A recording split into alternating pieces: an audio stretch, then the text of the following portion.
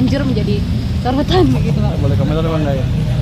Dia nggak ngerti, masih kecil dan sudah larang atau sudah tidak main Instagram lagi. Masih kecil, nggak ngerti apa-apa gitu aja. Ciri-ciri orang miskin yang sering gue temuin. Yang pertama, crab mentality, udah jelas. Kalau ada orang sukses, mereka pasti benci, iri, dengki, sinis, dan pingin ngajak mereka balik ke golongan mereka. Yang kedua adalah munafik. Harta tuh nggak dibawa mati. Tapi kan bisa harta dibawa mati. Di Islam aja bisa kok disumbangin caranya. Nah itu munafik yang kedua. Yang ketiga itu rasis. Orang miskin biasanya rasis terhadap satu sama lain. Lo kalau misalnya ke BCA prioritas nih, kayak gue nih BCA prioritas ya, kartu gue ya. Lo kalau datang ke kantornya, lo nggak peduli orang tuh mau kulit lu ungu kayak hitam kayak matanya melotot sipit, nggak peduli mereka. Mereka peduli ya hanya pelayanan. Dan yang terakhir yang paling susah dibasmi adalah mental ngemis. Jadi adik-adik sekalian, kalau lihat korupsi itu, praktek ini akan hilang. Sebentar lagi ini akan dianggap primitif. Hari ini masih praktek, harus diperangi. Harus diperangi. Tapi kita tahu ini primitif. Karena itu kita semua harus menjadi rombongan yang beradab. Lawannya primitif kan? Ini primitif ini pasti akan hilang. Nah, menuju ke sana sekarang sederhana aja dah. Dengan ada alat digitalisasi, kalau punya utang di bank ngemplang, ketahuan seumur hidup. Nggak bisa lari lagi sekarang. Dulu masih bisa. Nanti ke depan kita akan punya criminal record. Orang melanggar di Magelang, pindah ke Banten, tetap ketahuan. Kalau sekarang melanggar di Magelang, pindah ke Banten, nggak ada yang tahu. Mencuri di Banten, pindah ke Magelang, nggak ada yang tahu. Kenapa? Karena belum terjalin jadi satu. Sebentar lagi terjalin. Dan ini sekarang dunia tuh bergerak ke arah sana dengan kecepatan yang lebih dari diduga banyak orang. Karena itu praktek-praktek penyimpangan makin hari makin terekam. Jadi yang membuat orang nanti taat itu bukan semata-mata moral. Karena itu kita harus membangun itu dari sekarang. Kebiasaan untuk jujur, kebiasaan untuk membedakan mana milik saya dan mana bukan milik saya. Dan itu latihannya sejak kecil. Jadi saya ini kalau ada koruptor itu kan sering dibilang sudah sekolahnya tinggi, S1, S2, S3 kok masih korupsi. Sebetulnya soal korupsi itu bukan S1, S2, S3, TK-nya di mana? Lah iya TK-nya, karena ini ya, teh ini milik siapa? Itu diajarinya di TK. Yes. Pendidikan dasar usia dini itu diajari untuk menghormati milik orang lain itu di usia dini. Bukan kalau S1, S2 itu diajari nulis dan penelitian, karya ilmiah itu S1, S2. Tapi kalau membedakan milik saya dan bukan milik saya itu usia dini. Jadi kalau ada koruptor tanya TK-nya di mana? Barangkali nggak ikut TK dulu itu. Karena itu diajarinya di sana. Nah, adik-adik, ini ada dan pendidikan yang paling memberikan manfaat terbesar itu pendidikan usia dini. Bukan universitas, bukan SMK. Pendidikan usia dini. Itu bukan kata Anies. Itu orang yang mengatakan ini adalah seorang ekonom yang dia mendapatkan hadiah Nobel karena bisa membuktikan secara matematis, secara finansial bahwa pendidikan dengan return on investment terbesar itu pendidikan usia dini. Namanya James Heckman. Nanti boleh di Google. James Heckman itu terima Nobel dan dengan ketemuan itu bisa mengatakan pada seluruh menteri keuangan se-Indonesia, sedunia. Kalau se-Indonesia cuma satu menteri keuangan. Sedunia, jangan remehkan pendidikan usia dini karena itulah yang menentukan karakter. Nah, PR kita kalau mau mendidik usia dini nanti baru merasakannya itu 40 tahun lagi. 30 tahun lagi, panjang tuh. Tapi insya Allah kita bisa ke sana. Jadi pertanyaan dari Fatur Rahman tadi, jaga optimisme, kerjakan yang positif. Langkah apa yang diayunkan, kerjakan yang positif, betul-betul kerjakan yang positif. Dan jangan biarkan penyimpangan melenggang tak ditantang. Ya kalau ada penyimpangan jangan dibiarkan.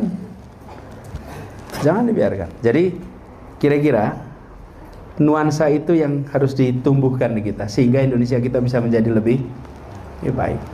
Nah, dari semua, insya Allah nanti yang di sini jadi pemimpin. Saya itu datang dengan perasaan saya pernah terekspos dengan soal kemiskinan. Karena saya mengurusi Indonesia Mengajar, Pak. Yang mengirimkan anak-anak terbaik ke pelosok-pelosok negeri. Dan kalau ke sana itu, kalau tempat tidak ada listrik, tidak ada sinyal telepon, infrastruktur tidak ada, sudah terbayang kan? Berarti dia terbelakang, miskin, begitu. Nah, alhamdulillah saya ditakdirkan mengurusi itu dan melihat begitu banyak tempat.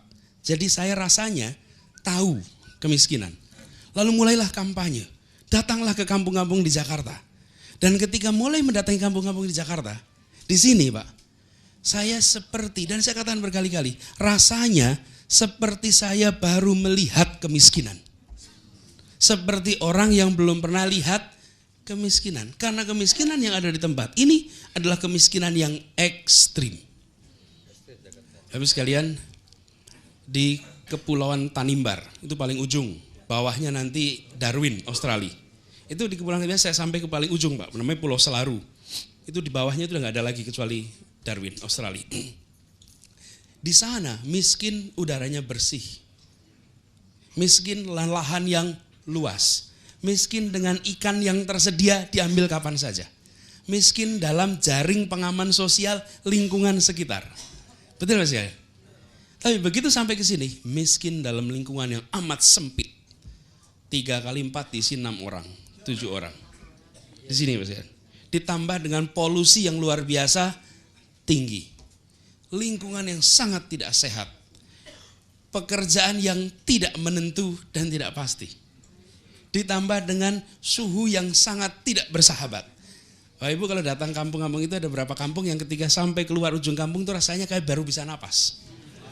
Karena di dalam itu kelekep pengap. Pengap sekali. Jadi Bapak sekalian, saya dalam perjalanan itu kemarin ketika menjalani itu, Pak Zul dalam perjalanan gini, kita semua niatkan, bismillah, mudah-mudahan ikhtiar ini diridhoi dan diantarkan pada kemenangan. Kan gitu perjuangannya. Selebihnya kita bagian ikhtiar, selebihnya tawakal, sudah, gitu kira-kiranya. Sesudah menjalani Pak, itu yang ada adalah harus menang. Yang asalnya mudah-mudahan harus menang. Kenapa? Karena kita menyaksikan ini problem yang sudah ada di tempat ini bukan setahun 2 tahun. Tapi sudah dekade. Bapak Ibu sekalian ketemu seorang ibu di pinggir sungai. Anaknya 6. Saya tanya, ibu sudah berapa lama di sini? Saya di sini mulai tahun 71. Jadi jangan tanya sama mereka punya KTP Jakarta atau tidak. Karena itu kalau ada yang tanya, itu mereka yang itu mau digusur pinggir kali punya KTP Jakarta, enggak? Ya Allah Bu, Bapak, mereka bukan punya KTP, kita belum ke Jakarta, mereka sudah tinggal di Jakarta. Ini di Bukit Duri yang digusur, yang sekarang dikembalikan, dan ketika kita kalah, kita putuskan kita tidak akan naik banding, kita akan bayar pada mereka semua. Jangan banding. Halo teman-teman, berjumpa bersama saya di Politik Tangi. Ya teman-teman, kita tahu bahwa kita mempunyai Menteri Keuangan yang baru ya saat ini, Pak Urbaya ya, menggantikan Menteri Keuangan Sri Mulyani. Nah baru saja dilantik teman-teman sebagai Menteri Keuangan, dan bobrok keluarga ini ya, anaknya viral di media sosial karena perkataan-perkataannya yang kontroversial teman-teman. Mulai menyebut Menteri Keuangan Sri Mulyani adalah agen CIA ya. Dan ini membuat gaduh. Kemudian bagaimana ia memamerkan sebuah